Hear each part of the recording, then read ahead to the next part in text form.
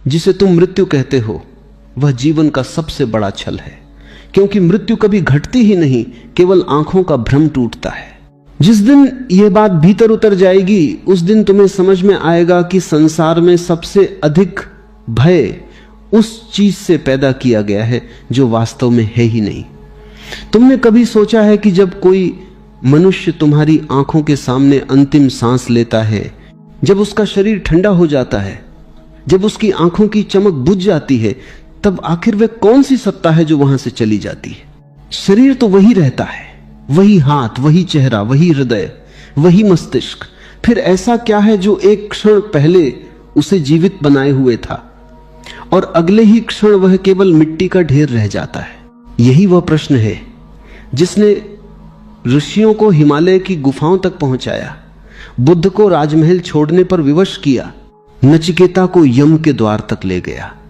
और यही वह प्रश्न है जो आज भी हर संवेदनशील मनुष्य के भीतर मौन की तरह धड़कता रहता है। प्राचीन कथा कहती है कि एक बार नचिकेता ने अपने पिता से पूछा, यदि मृत्यु सबको निगल जाती है तो फिर सत्य क्या है? क्रोधित पिता ने कह दिया, जा, तुझे मृत्यु को समर्पित करता हूं। बालक यमलोक पहुंच गया। 3 दिन तक यमराज नहीं मिले। जब लौटे तो प्रसन्न होकर वरदान मांगने को कहा। नचिकेता ने धन नहीं मांगा, राज्य नहीं मांगा, स्वर्ग नहीं मांगा। उसने पूछा, मरने के बाद मनुष्य कहां जाता है? यमराज ने उसे बहलाने की बहुत चेष्टा की, क्योंकि यह प्रश्न साधारण नहीं था। जो इसका उत्तर जान लेता है उसके भीतर संसार की समस्त वासनाएं बुझने लगती हैं। पर नचिकेता अडिग रहा। तब यम ने कहा, जो स्वयं को शरीर मानता है वह बार बार जन्म और मृत्यु के चक्र में भटकता है, और जो स्वयं को चेतना जान लेता है वह मृत्यु के पार चला जाता है। यह कथा केवल कहानी नहीं, यह मनुष्य की आंतरिक यात्रा का मानचित्र है। विज्ञान आज कहता है कि ऊर्जा नष्ट नहीं होती, केवल रूप बदलती है। यदि एक दीपक की लौ बुझ जाए तो क्या अग्नि मर जाती है? नहीं, वह केवल एक रूप से दूसरे रूप में चली जाती है। उसी प्रकार शरीर केवल एक पात्र है, चेतना उसका प्रकाश। जब पात्र टूटता है तो प्रकाश कहीं खोता नहीं, केवल फैल जाता है। आधुनिक भौतिकी का क्वांटम सिद्धांत कहता है कि ब्रह्मांड की मूल प्रकृति पदार्थ नहीं, संभावना है, एक अदृश्य स्पंदन है, एक तरंग है। ऋषियों ने हजारों वर्ष पहले इसे प्राण कहा था। वे कहते थे कि समस्त अस्तित्व एक महासागर है और प्रत्येक जीव उसकी एक लहर। लहर जब उठती है तो उसे लगता है कि उसका अलग अस्तित्व है, पर जब गिरती है तो वह सागर में ही विलीन हो जाती है। क्या लहर की मृत्यु हुई? नहीं, केवल उसका पृथक होने का भ्रम मिटा। ठीक यही मनुष्य के साथ होता है। जो मरे हुए हैं वे कहीं गए नहीं, वे उसी महासागर में लौट गए जिससे आए थे। तुम्हारी मां, तुम्हारे पिता, तुम्हारे प्रियजन, वे सब उसी विराट चेतना में हैं। वे न स्वर्ग में बैठे वीणा बजा रहे हैं, न किसी अंधेरी सुरंग में भटक रहे हैं। वे ऊर्जा की उस सूक्ष्म धारा में प्रवाहित हैं जिसे तुम्हारी सामान्य आंखें नहीं देख सकती।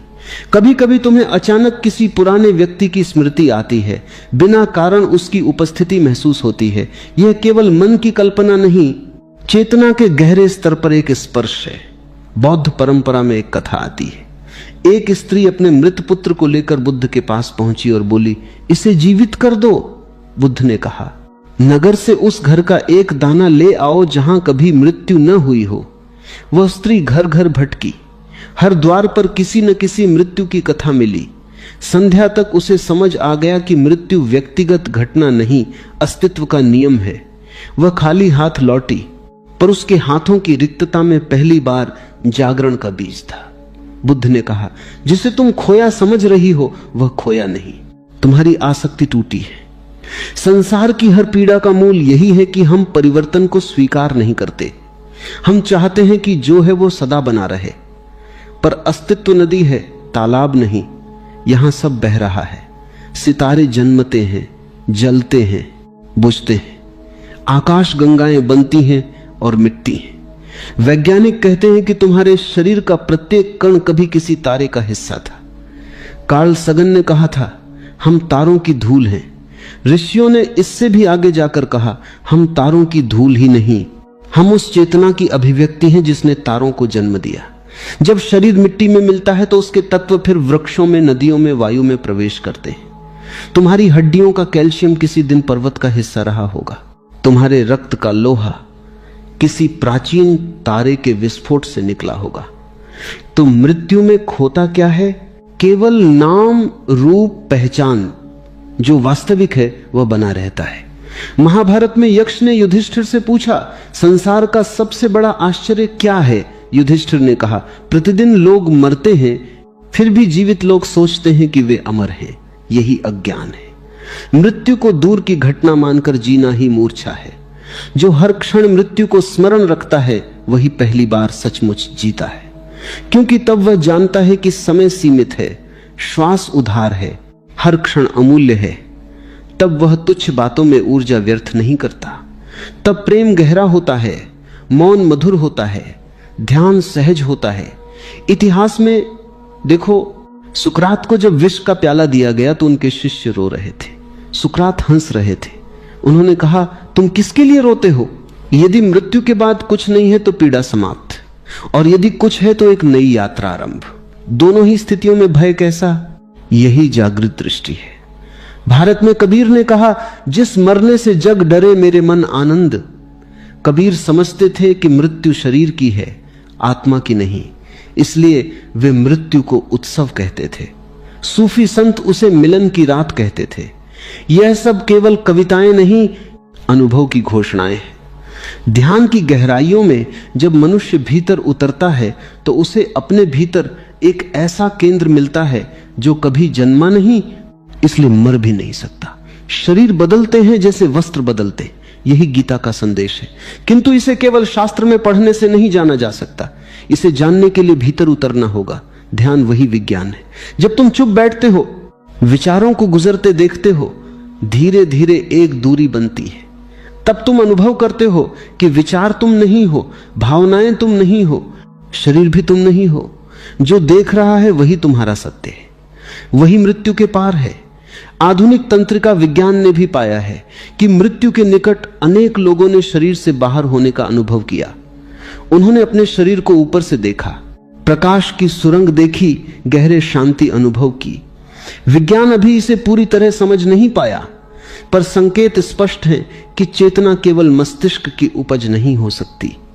संभव है मस्तिष्क केवल ग्रहण यंत्र हो, जैसे रेडियो तरंगों को पकड़ता है। जब यंत्र टूटता है तो प्रसारण बंद नहीं होता। इसी तरह शरीर समाप्त होता है, चेतना नहीं। अब प्रश्न उठता है कि मरे हुए क्या कर रहे हैं? यदि वे चेतना की धारा में हैं तो उनकी अवस्था क्या है? शास्त्र कहते हैं यह उनके संस्कारों पर निर्भर है। जिसने जीवन मोह में बिताया वह कुछ समय तक उसी मोह की छाया में भटक सकता है। जिसने प्रेम, ध्यान, करुणा में जीवन जिया वह शीघ्र ही प्रकाश में प्रवेश करता है। इसे प्रतीक रूप में स्वर्ग नरक कहा गया, पर यह कोई भौतिक स्थान नहीं, चेतना की अवस्थाएं हैं। जैसे स्वप्न में तुम अपने ही मन से पूरा संसार रच लेते हो, वैसे ही मृत्यु के बाद चेतना अपने संस्कारों का क्षेत्र निर्मित करती है। इसी कारण अनेक परंपराएं मृत्यु के बाद प्रार्थना करती हैं ताकि डिपार्टेड कॉन्शियसनेस शांति से आगे बढ़ सके। तिब्बती परंपरा में मृतक के कान में विशेष वचन बोले जाते हैं। उसे स्मरण दिलाया जाता है कि जो कुछ दिखे उससे डरो मत, वह तुम्हारे ही मन की रचना है। कितना गहरा विज्ञान है इसमें। मृत्यु के क्षण में यदि सजगता बनी रहे तो मुक्ति संभव है। इसलिए साधना का अंतिम उद्देश्य मृत्यु की तैयारी है। जीवन भर जो ध्यान करता है वह मरते समय भी जागृत रह सकता है। तब वह अचेतन में नहीं गिरता, तब वह पार चला जाता है। और जो पार चला गया वह लौटकर नहीं आता, वही मोक्ष है। लेकिन इससे पहले कि तुम मृत्यु के बाद को जानो, जीवन को जानो, क्योंकि जैसा जीवन वैसी मृत्यु, जैसी मृत्यु वैसी अगली यात्रा। यदि अभी तुम भय, क्रोध, लोभ में जी रहे हो तो मृत्यु भी वैसी ही होगी। यदि अभी तुम मौन, प्रेम, साक्षी भाव में जीते हो तो मृत्यु भी एक मधुर विसर्जन होगी। इसलिए मरे हुए लोगों को जानने की जिज्ञासा अंततः तुम्हें अपने भीतर ले जाने के लिए है। वे कहां हैं? इन्हीं इसका अंतिम उत्तर यही है कि वे उसी जगह हैं जहां तुम जन्म से पहले थे, उस मौन में, उस शून्य में, उस असीम संभावना में जहां से सब आता है और जहां सब लौट जाता है। रात को सोते समय तुम कहां चले जाते हो? कुछ घंटों के लिए तुम्हारी दुनिया मिट जाती है, फिर सुबह लौट आती है। मृत्यु भी एक लंबी नींद जैसी है, पर जागरण किसी और आयाम में होता है। इस रहस्य को जिसने समझ लिया उसके लिए शोक समाप्त हो जाता है। तब वह मृतकों के लिए नहीं रोता, वह केवल उनके प्रेम को स्मरण करता है, उनकी ऊर्जा को धन्यवाद देता है और जानता है कि अस्तित्व में कुछ भी कभी खोता नहीं। अभी भी यदि तुम शांत होकर आंखें बंद करो और भीतर उतर जाओ तो संभव है तुम्हें उस सूक्ष्म उपस्थिति का आभास हो जो सदा से तुम्हारे चारों ओर है। वे जिन्हें तुम खो चुके समझते हो वे हवा की तरह हैं, दिखाई नहीं देते पर स्पर्श करते हैं। वे प्रकाश की तरह हैं, पकड़े नहीं जाते पर सबको आलोकित करते हैं। और अंततः तुम भी उसी यात्रा पर हो। इसलिए अभी जागो, अभी जानो, अभी अपने भीतर उस अमर तत्व को पहचानो, क्योंकि जिस क्षण तुमने उसे जान लिया उसी क्षण मृत्यु का समस्त भय समाप्त हो जाएगा और तब पहली बार तुम सचमुच जीवित होगे उस गहरे मौन में जहां न जन्म है न मृत्यु, केवल होना है, केवल शाश्वत अस्तित्व की धड़कन है जो अनादि से धड़क रही है और अनंत तक धड़कती रहेगी। जिसे तुम श्मशान की राख समझकर भूल जाते हो, संभव है वही किसी और लोक की पहली सुबह हो। जिस चिता को तुम अंत कहते हो वह किसी अदृश्य यात्रा का उद्घाटन भी हो सकती है। मनुष्य की सबसे गहरी भूल यही है कि वह आंखों से दिखने वाले को ही सत्य मान लेता है। आंखें सीमित हैं, इसलिए उनका देखा हुआ भी सीमित है। यदि केवल आंखों पर भरोसा किया जाए तो हवा का अस्तित्व नहीं होना चाहिए क्योंकि वह दिखाई नहीं देती। प्रेम भी नहीं होना चाहिए क्योंकि उसे छुआ नहीं जा सकता। चेतना भी नहीं होनी चाहिए क्योंकि उसका कोई आकार नहीं। फिर भी हवा है, प्रेम है, चेतना है। यही वह बिंदु है जहां से मृत्यु के रहस्य का द्वार खुलता है।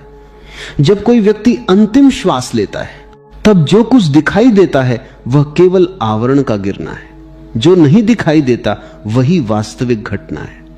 वह घटना इतनी सूक्ष्म है कि उसे समझने के लिए केवल बुद्धि पर्याप्त नहीं, भीतर एक मौन दृष्टि चाहिए। प्राचीन ऋषियों ने इसे दिव्य दृष्टि कहा। यह कोई चमत्कार नहीं बल्कि चेतना की परिष्कृत संवेदनशीलता है। जब भीतर का शोर शांत होता है तब अस्तित्व के सूक्ष्मतम स्पंदन भी सुनाई देने लगते हैं। मृत्यु उन्हीं सूक्ष्म स्पंदनों की सबसे विराट घटना है। इसे समझने के लिए एक पुरानी कथा को सुनो।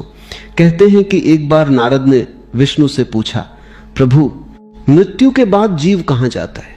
विष्णु मुस्कुराए और बोले, पहले एक कार्य करो, पृथ्वी पर जाओ और उस वृक्ष का रहस्य जानो जो हर पतझड़ में मरता है और हर बसंत में फिर जीवित हो उठता है।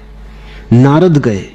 उन्होंने देखा कि वृक्ष के पत्ते झड़ गए, शाखाएं सूख गईं, मानो जीवन समाप्त हो गया, पर भीतर कहीं रस प्रवाहित होता रहा। कुछ महीनों बाद वही वृक्ष फिर हरा हो उठा। लौटकर नारद ने कहा, प्रभु वृक्ष तो मरा ही नहीं था, केवल उसका बाहरी रूप बदला था। विष्णु बोले, यही जीव का रहस्य है। मृत्यु केवल पतझड़ है, आत्मा का बसंत अभी शेष है।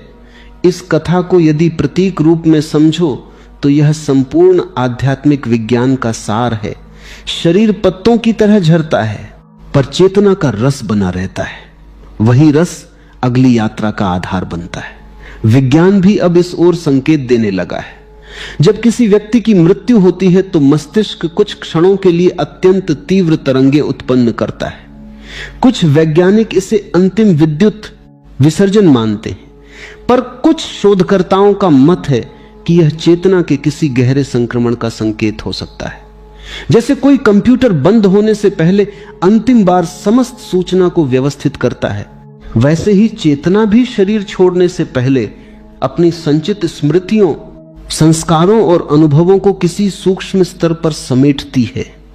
यह बात उन प्राचीन ग्रंथों से कितनी मिलती जुलती है जो कहते हैं कि मृत्यु के समय जीव अपने समस्त कर्मों का चित्र एक ही क्षण में देखता है। तुम्हें यह सुनकर आश्चर्य होगा कि अनेक मृत्यु समीप अनुभवों में लोगों ने यही बताया है कि उन्हें कुछ ही क्षणों में पूरा जीवन चलचित्र की तरह दिखाई दिया। हर घटना, हर शब्द, हर भावना, सब कुछ एक साथ उपस्थित हो गया। यह मानो चेतना स्वयं अपना लेखा जोखा देखती है। यही कर्म का विज्ञान है। कर्म कोई बाहरी न्यायालय नहीं जहां कोई देवता बैठकर दंड देता हो। कर्म चेतना की अपनी प्रतिध्वनि है। जो तुमने बोया है वही भीतर छपा रहता है। मृत्यु के बाद वही छाप अगली दिशा तय करती है। इसलिए कहा गया है कि जीवन को सजग होकर जियो, क्योंकि प्रत्येक विचार एक बीज है, प्रत्येक भावना एक दिशा है, प्रत्येक कर्म एक तरंग है जो ब्रह्मांड में खोती नहीं, लौट कर आती है। यही कारण है कि कुछ आत्माएं मृत्यु के बाद तुरंत शांति को प्राप्त नहीं होती। यदि जीवन में अत्यधिक मोह, अपूर्ण इच्छाएं, तीव्र आसक्ति या गहरा क्रोध रहा हो तो चेतना कुछ समय तक उन्हीं तरंगों में उलझी रह सकती है। लोक कथाओं में भटकती आत्माओं की जो बातें कही गई हैं, उनके पीछे यही संकेत है। उन्हें शाब्दिक रूप से लेना आवश्यक नहीं, पर उनके पीछे का मनोवैज्ञानिक और आध्यात्मिक सत्य अत्यंत गहरा है। चेतना जहां बंधी होती है वहीं खिंची रहती है। जैसे लोहे का कण चुंबक की ओर खींचता है, वैसे ही आत्मा अपने संस्कारों की ओर खींचती है। इसीलिए हर परंपरा में विरक्ति पर इतना जोर दिया गया। विरक्ति का अर्थ संसार छोड़ना नहीं, बल्कि उससे चिपके बिना जीना है। कमल की तरह जल में रहो पर भीगो मत, तब मृत्यु सहज होगी। बौद्ध परंपरा में एक अत्यंत सुंदर प्रसंग है। एक भिक्षु मृत्यु शैया पर था। शिष्य घबराए हुए थे। उन्होंने पूछा, गुरुदेव, क्या आपको भय लग रहा है? भिक्षु ने आंखें खोली और कहा, भय किससे? मैं उस घर लौट रहा हूं जहां से आया था। फिर उन्होंने अंतिम शब्द कहे, दीपक बुझ रहा है पर प्रकाश कहीं नहीं जा रहा। यह केवल कवित्व नहीं, अनुभूति की भाषा है। जिसने भीतर के प्रकाश को जाना, उसके लिए मृत्यु केवल दीपक बदलना है। अब यह प्रश्न और गहरा हो जाता है कि यदि मरे हुए चेतना के किसी क्षेत्र में हैं, तो क्या वे हमें देख सकते हैं? क्या वे हमारे आसपास होते हैं? इसका उत्तर सीधा नहीं। यदि तुम इसे किसी चलचित्र की तरह समझना चाहो कि वे अदृश्य होकर पास खड़े हैं, तो यह बाल सुलभ कल्पना होगी। पर यदि इसे ऊर्जा और चेतना के स्तर पर समझो, तो हां, संबंध बना रहता है। प्रेम ऊर्जा है, वह शरीर से बंधी नहीं। जब दो चेतनाएं गहरे प्रेम में जुड़ती हैं तो उनका संबंध शरीर की मृत्यु से समाप्त नहीं होता। इसी कारण कभी कभी तुम्हें बिना कारण किसी डिपार्टेड व्यक्ति की तीव्र उपस्थिति महसूस होती है। कोई सुगंध, कोई स्मृति, कोई आंतरिक संकेत। यह मन की चाल भी हो सकती है, पर कभी कभी यह चेतना के सूक्ष्म स्पर्श भी होते हैं। भारत की संत परंपरा में अनेक उदाहरण मिलते हैं जहां गुरु ने देह त्याग के बाद भी शिष्यों को मार्गदर्शन दिया। इसे अंधविश्वास कहकर टाल देना आसान है, पर चेतना का विज्ञान अभी इतना विकसित नहीं कि उसे पूरी तरह नकार सके। यदि रेडियो तरंगें बिना तार के हजारों मील यात्रा कर सकती हैं, तो चेतना की तरंगें क्यों नहीं? अंतर केवल इतना है कि उन्हें ग्रहण करने के लिए भीतर का यंत्र चाहिए। ध्यान वही यंत्र है। जितना मन शांत होता है, उतनी ही सूक्ष्म अनुभूति संभव होती है। इसीलिए ऋषि मौन को इतना महत्व देते थे। मौन केवल शब्दों का अभाव नहीं, ग्रहणशीलता की चरम अवस्था है। उसमें अस्तित्व की सूक्ष्मतम फुसफुसाहट भी सुनी जा सकती है। इतिहास में एक घटना आती है, जब सम्राट अशोक कलिंग युद्ध के बाद शवों के बीच खड़ा था। हजारों मृतदेहों को देखकर उसके भीतर कुछ टूट गया। उसी क्षण उसे पहली बार मृत्यु का वास्तविक दर्शन हुआ। उसने देखा कि सत्ता, विजय, अहंकार सब राख हो जाते हैं। वही क्षण उसके जागरण का कारण बना। उसने तलवार छोड़ दी और धर्म की राह पकड़ी। मृत्यु का साक्षात्कार यदि सजगता से हो तो वह मनुष्य को बदल देता है। यही कारण है कि पुराने समय में साधकों को श्मशान में ध्यान कराया जाता था। वहां जाकर स्पष्ट हो जाता है कि जिस शरीर पर इतना गर्व है वह कुछ ही समय में राख है। तब भीतर प्रश्न उठता है, यदि मैं ये नहीं हूं तो मैं कौन हूं? यही प्रश्न साधना का प्रारंभ है। शिव को श्मशान का देवता इसलिए कहा गया क्योंकि वे मृत्यु के पार की चेतना का प्रतीक हैं। वे उस मौन का प्रतिनिधित्व करते हैं जहां सब समाप्त होकर भी बना रहता है। उनकी आंखें बंद हैं पर वे सब देख रहे हैं। वे भस्म रमाए हैं, मानो कह रहे हो कि जो कुछ जलने योग्य है उसे अभी जला दो। अहंकार को जला दो, मोह को जला दो, भय को जला दो, ताकि जब वास्तविक मृत्यु आए तो कुछ भी शेष न रहे जिसे छोड़ने में पीड़ा हो। विज्ञान के स्तर पर भी यह अद्भुत है कि तुम्हारे शरीर की लगभग सभी कोशिकाएं समय समय पर बदलती रहती हैं। कुछ वर्षों में तुम जैविक रूप से लगभग नया शरीर धारण कर लेते हो, फिर भी तुम्हें निरंतरता का अनुभव होता है। यह कौन है जो बना रहता है जबकि शरीर बदलता रहता है? यही चेतना का रहस्य है। यदि वह हर क्षण बदलते शरीर के बीच बनी रह सकती है तो शरीर के पूर्ण परिवर्तन के बाद क्यों नहीं? यही पुनर्जन्म की संभावना का वैज्ञानिक संकेत है। यह सिद्ध नहीं पर असंभव भी नहीं, और ध्यान की दृष्टि से तो यह अनुभवजन्य सत्य है। अनेक साधकों ने अपने पूर्व अनुभवों की स्मृतियां देखी हैं। इन्हें प्रमाण मानना कठिन है, पर इन्हें पूरी तरह नकारना भी जल्दबाजी होगी। सत्य शायद बुद्धि की पकड़ से अधिक व्यापक है। अब जरा अपने भीतर उतर कर देखो। जब तुम किसी प्रियजन की मृत्यु पर रोते हो तो वास्तव में किसके लिए रोते हो? क्या उसके लिए या अपने खोने की भावना के लिए? यदि प्रेम शुद्ध हो तो उसमें शोक नहीं, कृतज्ञता होती है। तब तुम कहते हो, धन्यवाद कि तुम मेरी यात्रा में आए। अब तुम अपनी दिशा में हो, मैं अपनी दिशा में। यही परिपक्व प्रेम है। आसक्ति कहती है मत जाओ, प्रेम कहता है जाओ, तुम्हारी यात्रा मंगलमय हो। मृत्यु हमें यही सिखाती है। जो इसे सीख लेता है वह जीवन को भी नए ढंग से जीता है। तब हर मिलन में विदाई की सुगंध होती है और हर विदाई में मिलन की संभावना। तब व्यक्ति वर्तमान में जीता है क्योंकि उसे पता है कि अगला क्षण निश्चित नहीं। यही जागरूकता का सार है।